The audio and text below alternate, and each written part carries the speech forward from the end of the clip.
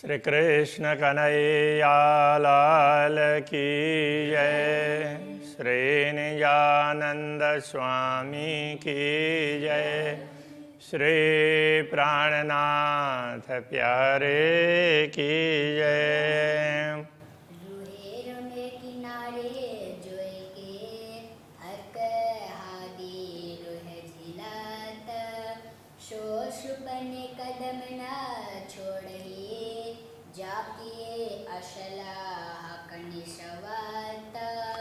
जाके असलह कनिशवत। श्री कृष्ण कन्हैया लाल की जय। श्री राज्य के चरणों को ग्रहण करना चाहिए, उनसे छूट अलग नहीं होना चाहिए। इस भाव को रखते हुए परमधाम के ब्रह्मात्माएं जिनका संबंध पूर्ण ब्रह्म परमात्मा के साथ में है, वो उनके चरणों को कैसे छोड़ सकती है, ये बात समझाते हुए पूरे परमधाम का वर्णन करते हुए समझा रहे हैं। तो अभी पहले वाली चौपाई में ये आया था कि यमुना जी के किनारे विभिन्न घाटों में ब्रह्म आत्माएँ श्री राज्य श्यामा जी के साथ में झीलना करती, जल क्रीड़ा करती। तो उसमें भी खास करके पाट के घाट की बात कर रहे हैं। हक आदि रूहें पाट पर मन चाहे श्रृंगार साजत। तो पाट के घाट में जल क्रीड़ा करके फिर श्रृंगार करते हैं। कहाँ पर जाकर श्रृंगार करते हैं? सबसे ऊपर छत में चांदनी में, वहाँ जा कर के श्रृंगार करते हैं। तो उस समय वो सारी ऐसी लीलाएं होती है, ये समझाना चाह रहे हैं। तो ऐसी आत्माएं जो इन सारी लीलाओं को याद करती हो, तो रूहें हक कदम क्यों छोड़े? वो पूर्ण ब्रह्म परमात्मा के चरणों को कैसे छोड़ेगी? जाकि असल हक निश्वत, जिनका असल संबंध पूर्ण ब्रह्म से है। रूहें मिलावा रस बाग में, परमधाम के विभिन्न बागों में ब्रह्मात्माएं मिलती है। उनकी बैठक होती है किसके साथ?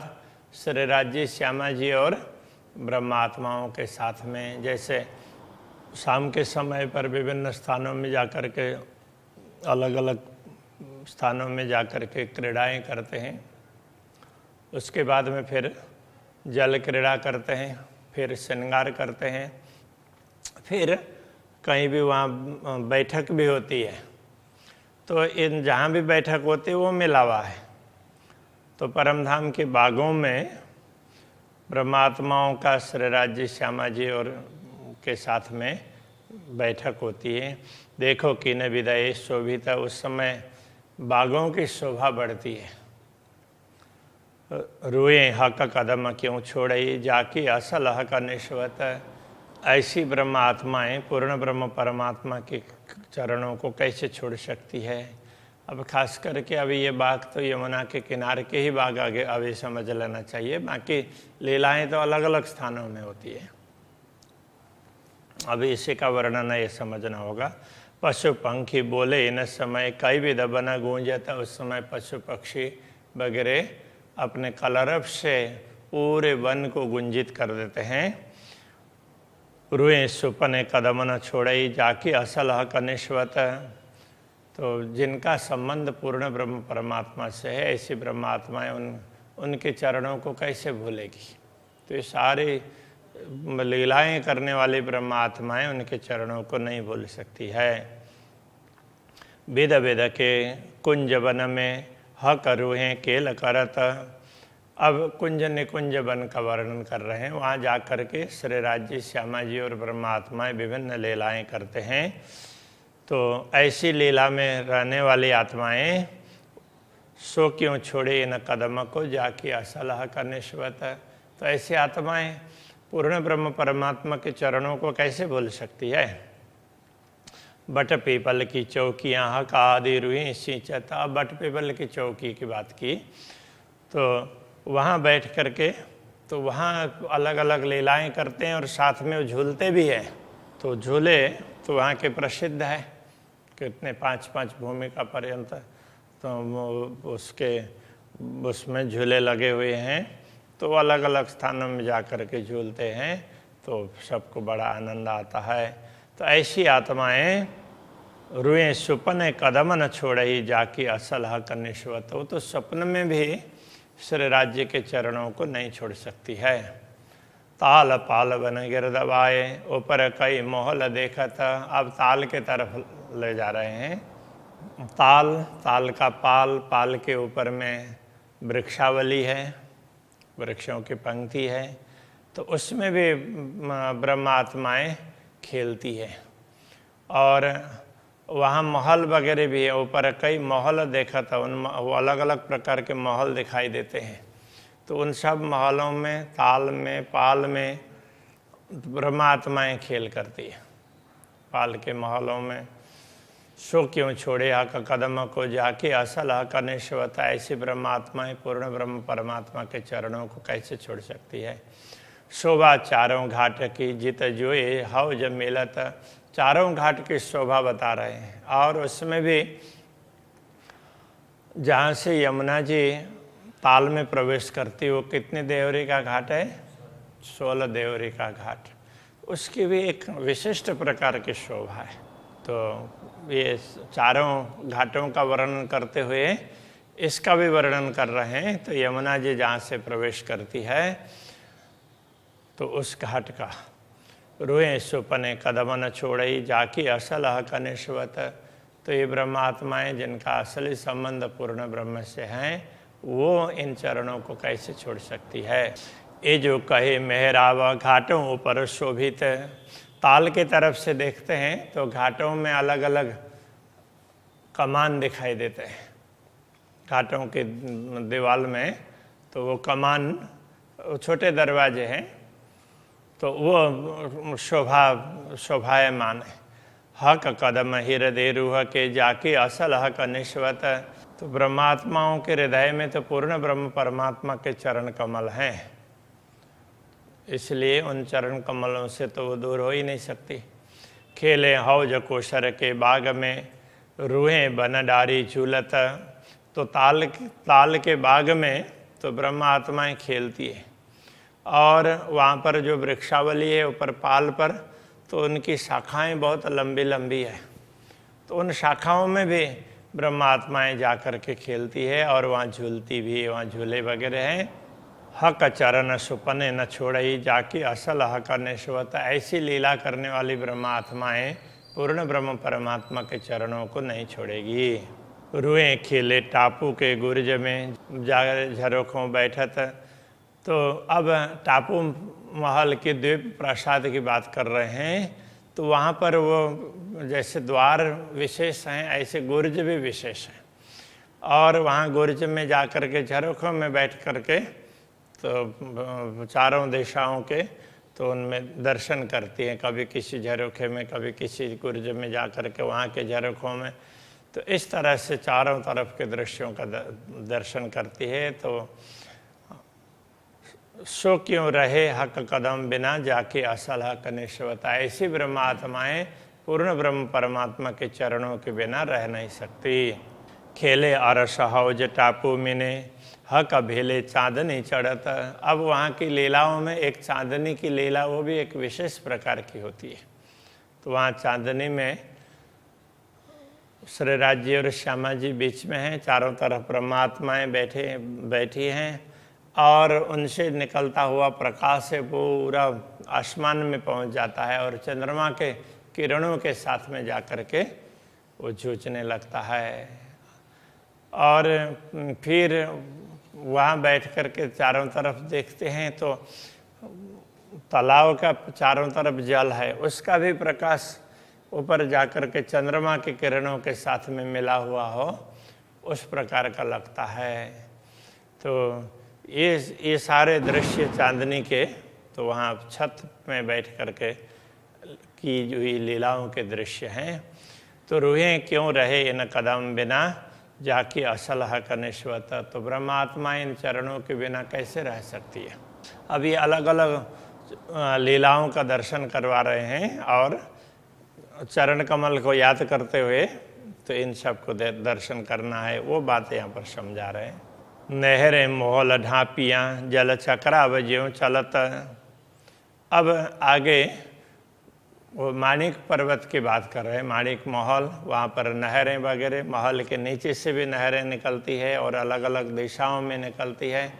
तो इस तरह से नहरें मोहल ढापियाँ, तो महल के से ढपी हुई नहरें तो वहाँ पर निकली है। जल चक्राव ज्यों चलता, तो वहाँ पर अब नहरें कैसी है, इस तरफ से ऐसे वृत्ताकार में भी है, ऐसे क्रॉस भी है, तो इस तरह से, और उनमें से वो फुहारे वगैरह भी निकलते हैं। तो ऐसे ये तो जल है वो उस तरह से ऐसे घूम करके निकलता है बहता हुआ। तो मोमिन हक कदम क्यों छोड़े जाके असल हक निश्वता। ऐसी लीलाओं के पात्र ब्रह्मात्माएं पूर्ण ब्रह्म के चरणों को नहीं छोड़ सकती। कई मोहल मानिक पहाड़ में हिसाब में ना आवता। ऐसे अनेक प्रकार के महल हैं मानिक पहाड़ में।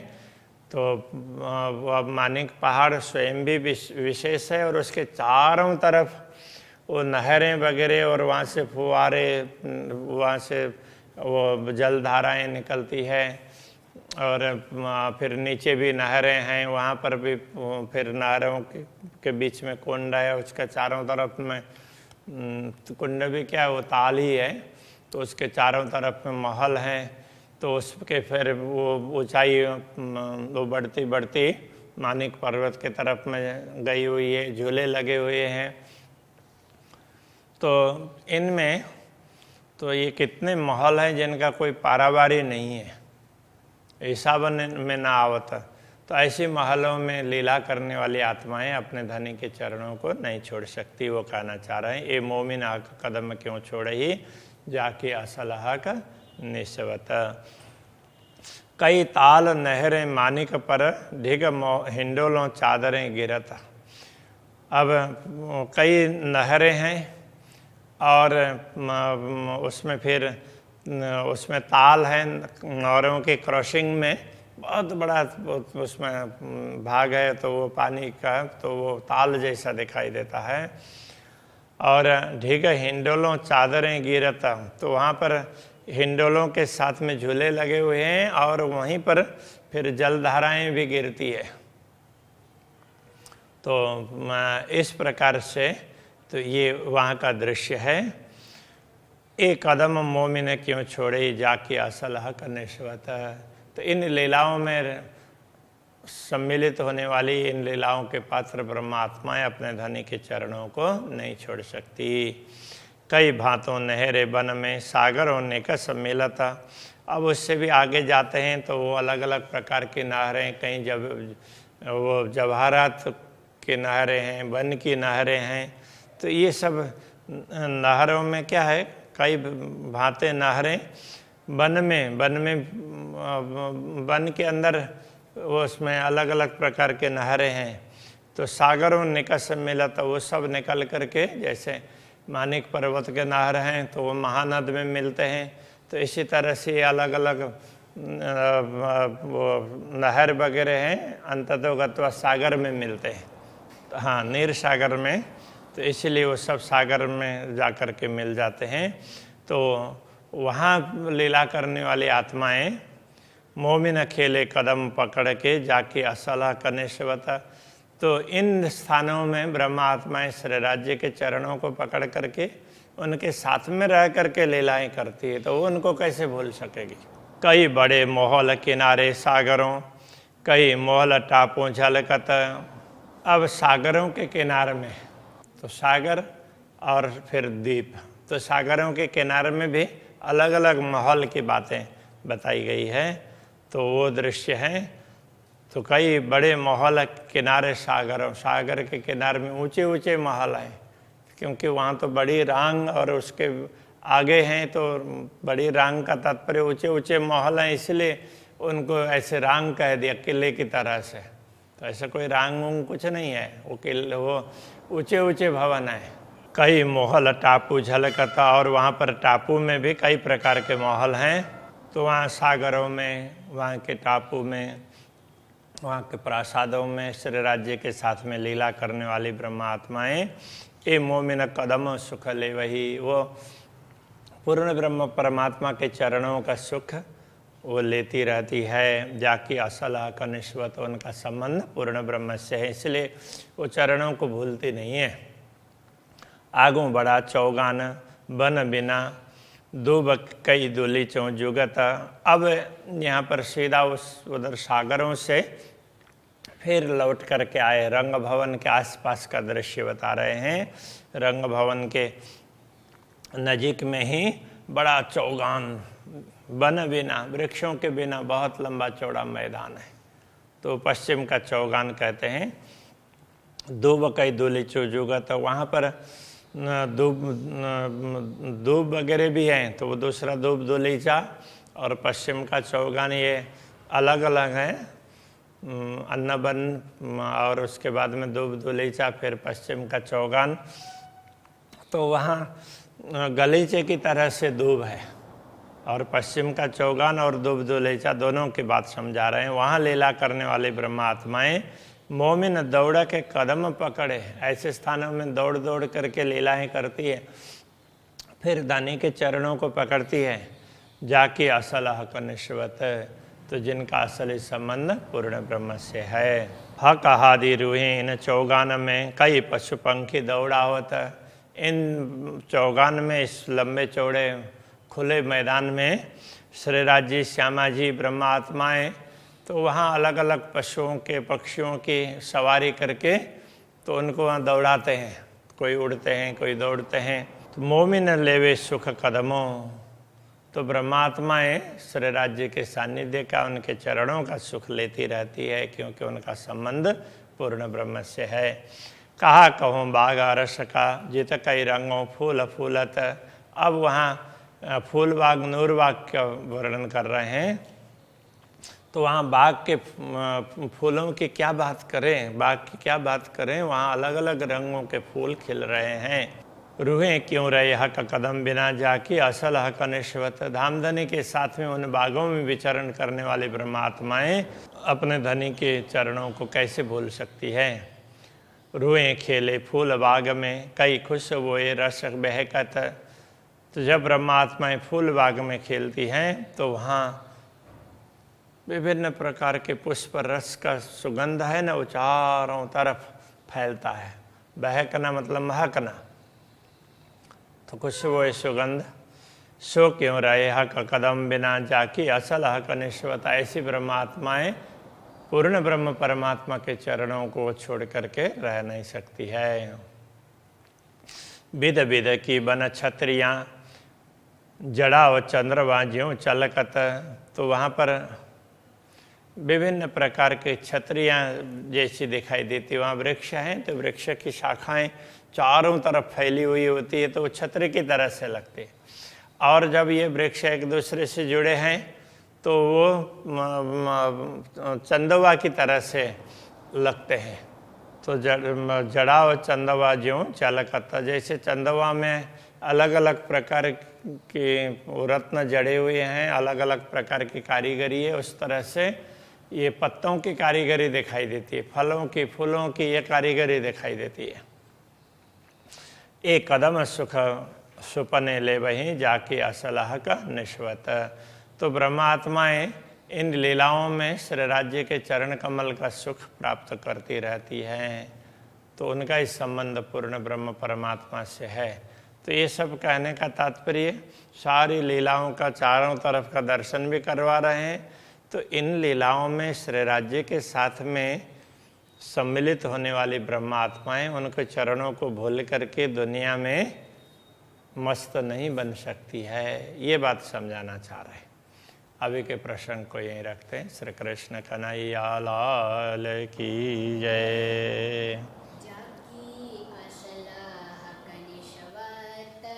जाके असलह कनिशवत, विध विध के वन छत्रियाँ,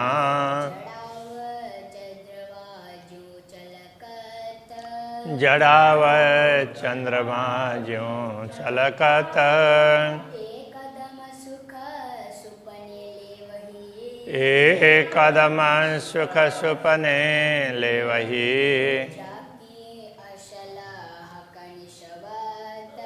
जाके असलाह कनिशवत